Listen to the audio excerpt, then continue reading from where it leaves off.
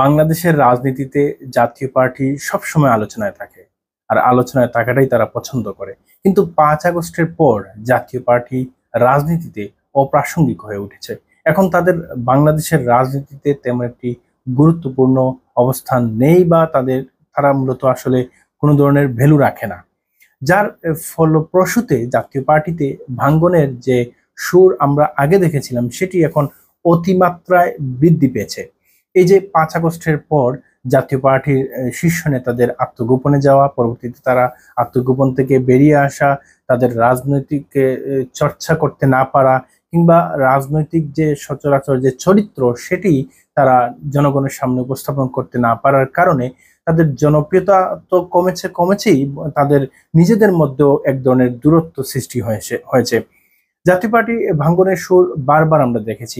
বিগত 16টি বছর তারা আওয়ামী লীগের আওয়ামী লীগের বলা যায় যে আওয়ামী লীগের হাতে তারা পুতুল নাচের মতো ছিল। তাদেরকে যেভাবে নাচতে বলা হয়েছে তারা সেভাবেই নেচেছে। এখন জাতীয় পার্টিকে পুতুল বিরোধী দলও বানিয়েছিলেন। বর্তমানে যেটি হয়েছে যে জাতীয় পার্টির একটি কেন্দ্রীয় সম্মেলনকে কেন্দ্র করে নতুন করে ভাঙ্গনের সুর বা ভাঙ্গনের সম্ভাবনা দেখা দিয়েছে।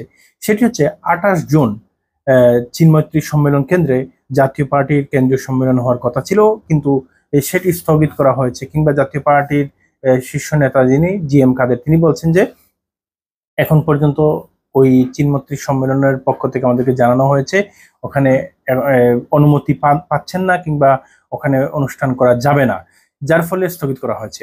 কিন্তু যেটি সবচেয়ে আশ্চর্যজনক বিষয় সেটি হচ্ছে জাতীয় পার্টির একটি গ্রুপ, যেটি আনিসুল হক বা আনিসুল ইসলাম মাহমুদ এবং রুহুল আমিন হাওলাদার ও মুজিবুল হক, তাদের নেতৃত্বে একটি কেন্দ্রীয় সম্মেলন হতে যাচ্ছে। সেটি কোথায়?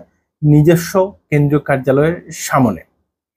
এই সম্মেলনকে কেন্দ্র করে মূলত জাতীয় পার্টিতে নতুন করে ভাঙ্গনের সুর দেখা দিয়েছে।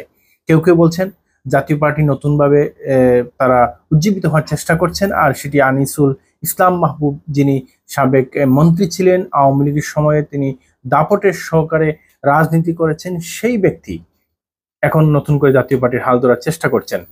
কেউ কেউ বলছেন জিএম কাদেরকে চেয়ারম্যান করে এবং নির্বাহী চেয়ারম্যান মাহবুব আনিসুল ইসলাম মাহবুব, তাকে করার জন্য এক ধরনের দৌড়ঝাঁপ শুরু হয়েছে, এবং সাধারণ সম্পাদক করার কথা রুহুল আমিন হাওলাদার।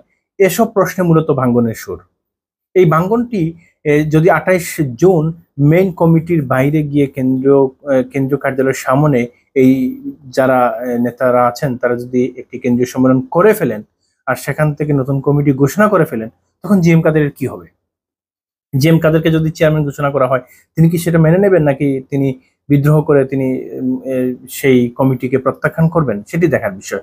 এছাড়া আমরা বিভিন্ন গণমাধ্যমে এবং স্থানীয় যারা বিভিন্ন জায়গার জাতীয় পার্টির নেতারা আছেন তাদের ফেসবুক পোস্ট এবং সোশ্যাল মিডিয়া দেখে যেটি বুঝতে পারলাম, অনেক যারা নিষ্ক্রিয় জাতীয় পার্টির নেতারা আছেন তাদেরকেও ডাকার চেষ্টা করছে নতুন যে কেন্দ্রীয় সম্মেলন সেখানে। পাশাপাশি তাদের সঙ্গে যোগাযোগ করা হচ্ছে, তাদেরকে আহ্বান করা হচ্ছে ওই সম্মেলনে যোগ দেওয়ার জন্য। যদি এমনটা হয় তাহলে হয়তো জাতীয় পার্টি নতুন করে আবারও ভাঙ্গন সৃষ্টি হতে যাচ্ছে। আর এই ভাঙ্গন হয়তো চূড়ান্ত ভাঙ্গন হতে পারে, কারণ জাতীয় পার্টির এখন বর্তমান সময়ে জনপ্রিয়তা নেই বললেই চলে।